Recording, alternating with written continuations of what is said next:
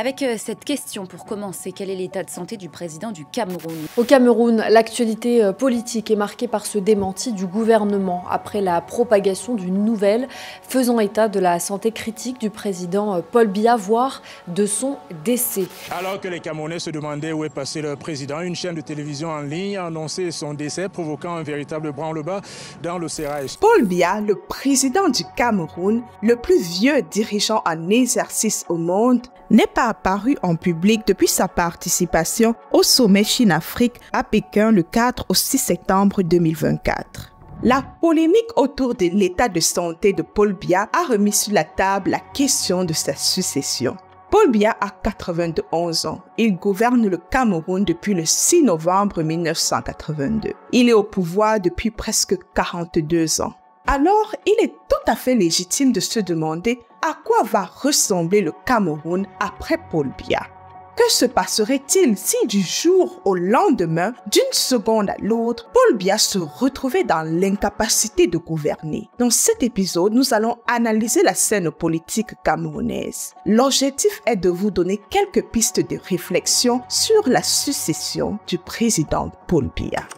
Selon l'article 6 de la Constitution camerounaise, en cas de vacance de la présidence de la République pour cause de décès, de démission ou d'empêchement définitif constaté par le Conseil constitutionnel, l'élection du nouveau président de la République doit avoir lieu dans un délai minimum de 20 jours et un délai maximum de 120 jours après la constatation de la vacance du pouvoir par le Conseil constitutionnel. Sur les réseaux sociaux, je vois de nombreuses personnes affirmer que la vacance du pouvoir doit être constatée par le Conseil constitutionnel si Paul Biya n'apparaît pas en public pendant 45 jours. C'est une fausse information, les amis. La Constitution ne fixe aucun délai de 45 jours. C'est le président de l'Assemblée nationale qui doit saisir le Conseil constitutionnel pour que le Conseil constate l'ouverture de la vacance. La Constitution camerounaise est disponible en description sous cette vidéo. Sous cette vidéo, vous aurez aussi la loi qui encadre le fonctionnement du Conseil constitutionnel au Cameroun. Selon la Constitution, c'est le président du Sénat qui assure l'intérim jusqu'à l'élection d'un nouveau président. Mais voyez-vous les amis, le Cameroun est une gérontocratie. Marcel Nyat Djifendi, le président du Sénat, est un nonagénaire, diminué par la maladie. Serait-il en position d'assurer l'intérim? Il est très difficile de croire qu'il le pourrait, étant donné son état de santé fragile. En cas d'indisponibilité de Marcel Nyat Djifendi, le président du Sénat, c'est son suppléant, Aboubakari Abdoulaye, qui exercera les fonctions de président de la République par intérim.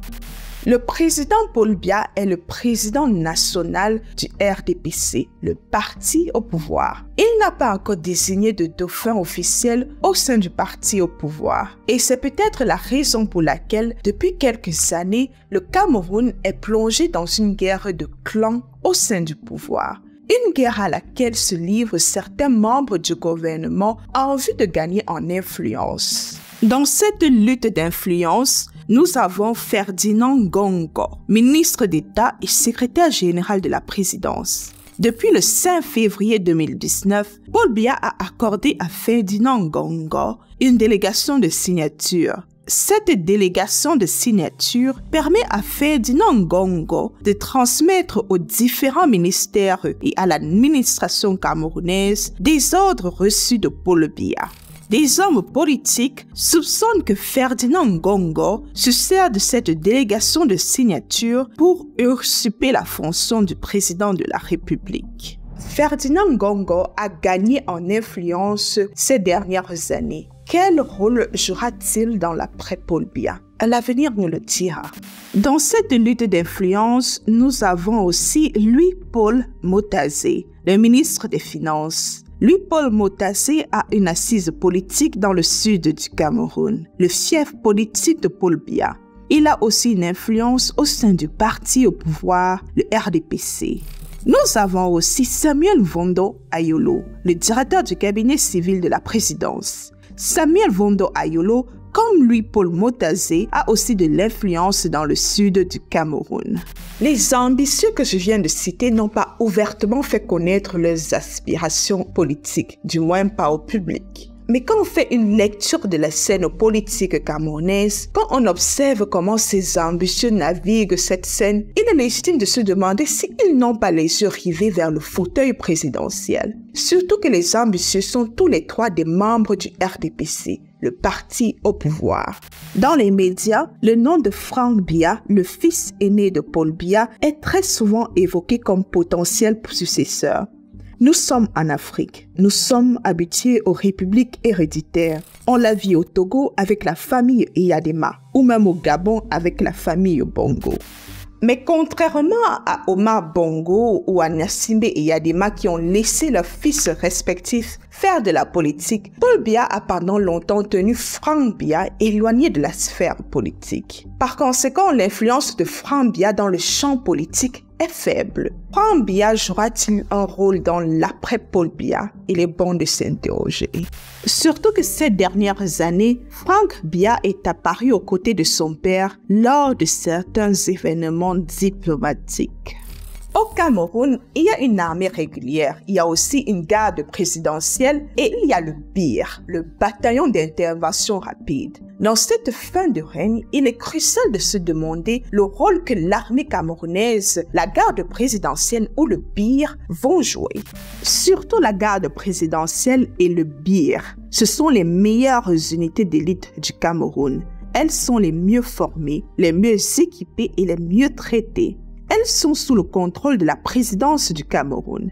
Le BIR a mené avec succès des missions pour protéger le territoire national. Toutefois, c'est le même BIR qui est réputé pour être très brutal et qui semble être la milice privée du président Paul Biya.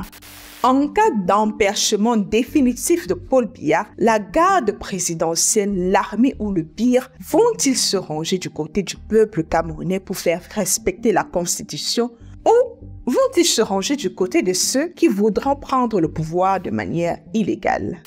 Et enfin, la question de l'opposition camerounaise se pose. L'opposition va-t-elle finalement prendre le pouvoir après le règne de Paul Biya? Pour prendre le pouvoir, l'opposition a différents obstacles à surmonter, notamment le tribalisme. L'opposition devra aussi surmonter la fraude électorale qui mine le jeu électoral au Cameroun. Les jours à venir, les mois à venir, l'année 2025 à venir seront cruciaux pour le Cameroun. Le Cameroun entre dans un tournant décisif de son histoire. Le peuple camerounais a connu deux présidents. Le président Amadou Ahidjo, le premier président du Cameroun, était le choix des colons français. Le président Paul Biya était le choix d'Ahidjo et François Mitterrand a sauvé le régime de Paul Biya dans les années 90.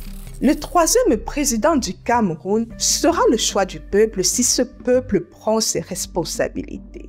La France va veiller à ce que le prochain président camerounais soit son valet. Vous avez vu ce qui s'est passé récemment au Tchad ou au Gabon.